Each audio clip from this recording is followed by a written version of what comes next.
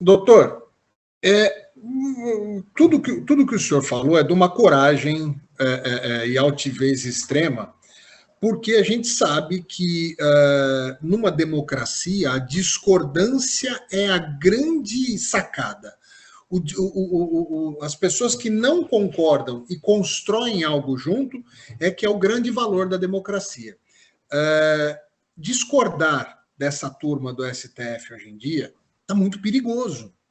Está perigoso não só diretamente. Por exemplo, eu sou um jornalista pequenininho, ousado e com muitos sonhos, e que posso fazer com muito amor o que faço, tento transmitir esse amor, esse carinho, esse respeito aos nossos telespectadores e principalmente aos nossos convidados sempre, mas eu não incomodo.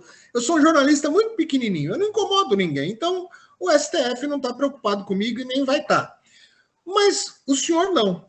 O senhor, quando não se coloca numa situação de risco em relação ao STF, eu estou falando juridicamente, apesar de achar que seria muito ousadia que o STF tivesse essa arrogância suprema para persegui-lo, como tem feito com outras pessoas, na minha humilde opinião.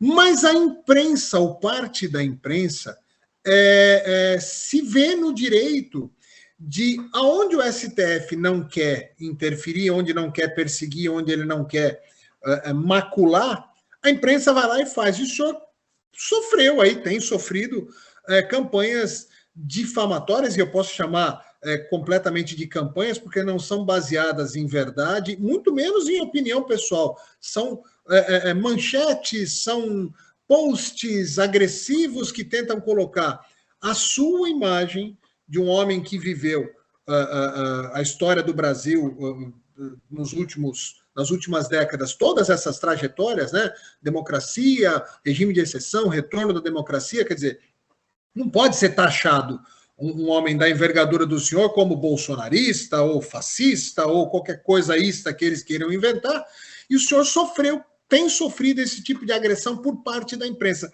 Como é que o senhor enxerga isso? É vamos dizer, uma artimanha deste grupo que tenta transformar o Brasil numa democracia relativa? Faz parte do projeto? Eu vejo o seguinte, em primeiro lugar, estou convencido de que os membros supremos, ministros supremos, seriam incapazes de fazer uma campanha dessa, difamatória. Temos livros escritos juntos, divergimos até em palestra, e eu tenho sempre reiteradamente dito que, apesar das divergências, admiro e cito os trabalhos que gosto deles, e as nossas divergências são mais no campo político, porque em outros campos do direito temos muito. E, por outro lado, aqueles que fazem campanha, o que acontece? Quando se toma posições com a coragem de se tomar, não que eu seja um cidadão corajoso, mas apenas sempre digo o que eu leio, o que eu penso. Estou com 88 anos, 65 anos de advocacia, 59 de magistério universitário, então sempre disse e vou continuar dizendo. Fez com que, na vida, eu aprendesse uma coisa, eu disse, e nunca dá importância às críticas. São rigorosamente diferentes. Porque eu não condiciono a minha maneira de ser aquilo que a imprensa vem a dizer, os que não gostam de mim, evidentemente há muitos que não gostam da minha posição, e que acham que atacando é a melhor forma de defender as suas posições. Eu, como sempre defendi para os meus alunos que o debate democrático se faz atacando ideias e nunca atacando pessoas, então, nesses casos, essas campanhas, se olhar, em nenhum momento eu ataquei quem quer que fosse daqueles que me atacaram. E nem respondi a quem quer que seja, apenas esclareci claramente para quem me perguntar a minha posição. Toda a minha posição é aquela que eu sempre pus. Esses livros azuis que você está vendo lá atrás, os 15 volumes, são os comentários que eu fiz com o Celso Barros em 10 mil páginas da Constituição. Então, lá está as minhas posições e eu mantenho essas posições. Então, em primeiro lugar, não me importo com nenhum ataque, não respondo a nenhuma carta, não condiciono a minha maneira de ser a maneira de ser dos outros. Se os cidadãos gostam de atacar, então é um problema deles, não é meu.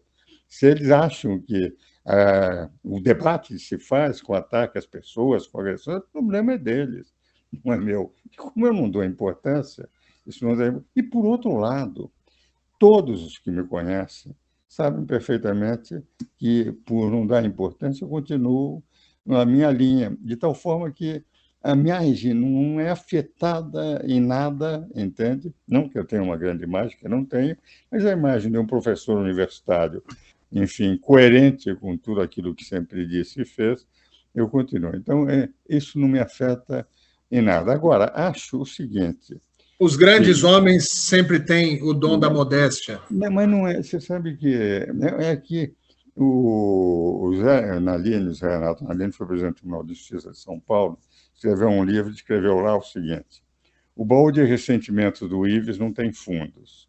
E não tem fundos mesmo, não carrega pesos inúteis. E, por outro lado, efetivamente, quer dizer, eu acho que numa democracia todo mundo tem o direito de ser o que é. Se as pessoas que gostam de se alimentar do ódio, o problema é deles, não é meu. Como eu não me alimento, eu vivo bem e eles vivem tendo que sofrer a raiva que tem das pessoas, das posições que tem. Então, isso não me afetou em nada, se vocês perceberem. E, se quiser, no meu Instagram, no dia em que essa campanha saiu em todos os jornais, eu fiz questão de colocar no Instagram um esclarecimento. Em primeiro lugar, minha interpretação do 142 existe desde 1997 nos meus livros. Em segundo lugar, a interpretação que eles diziam que era minha nunca foi minha. Em terceiro lugar, desde agosto do ano passado, eu dizia que não havia risco nenhum de golpes de Estado no Brasil. Ainda ontem, eu dava uma palestra no Instituto Histórico Militar do Rio de Janeiro, e falando sobre isso, eles, os generais, etc., alegavam que aquilo que eu dizia correspondia, eles eram Madeira, dizendo, inclusive, o seguinte: sempre ficou muito claro a sua posição, que era a nossa posição, que sempre respeitaríamos a Constituição desde agosto. Então, quando disseram, não, ele pensou num golpe, é evidente, basta ver meu Instagram, basta ver meus depoimentos na Câmara do Senado. Então, primeiro, era algo montado, não sei porquê. Segundo lugar, algo fácil, realmente fake news. Terceiro lugar, facilmente comprovado, que eu sempre fui um defensor. Mais quatro, que sempre disse que não havia possibilidade de golpe nenhum. E quinto, por uma razão muito simples. Leciono direito constitucional, lecionei até o ano passado, 33 anos, a Escola de Comando de Estado-Maior do Exército, para coronéis que iam ser generais de exército, dizendo sempre isso, do respeito rigoroso que se deveria ter à Constituição. Então, deturparam o 142, falaram em golpe de Estado e, de rigor, quem mais defendeu a democracia de uma forma tranquila, não com chavões, desde agosto, quando houve aquela famosa declaração, precisamos defender, e não havia risco nenhum, sem militares, sem forças armadas, não há golpe de Estado. Eu já dizia que era zero multiplicado por zero, dividido por zero. Em outras palavras, entende? Pouco me importa com o que disseram. Eles têm o direito de pensar o que quiserem a meu respeito, como não me incomoda, o problema é deles, não é meu. E o que eu disse, o que eu escrevi, o que está no Instagram, podem ver desde agosto, muito tranquilo de que, efetivamente, a minha interpretação não poderia ser mais republicana, mais democrática do que foi. E isso não impede de criticar, enfim, a maneira como muitas vezes os poderes não se entendem, etc. Acho que é próprio do debate democrático que se faz rigorosamente dentro da Constituição. Então, sobre esse ponto, eu estou muito tranquilo. E aos 88 anos, né?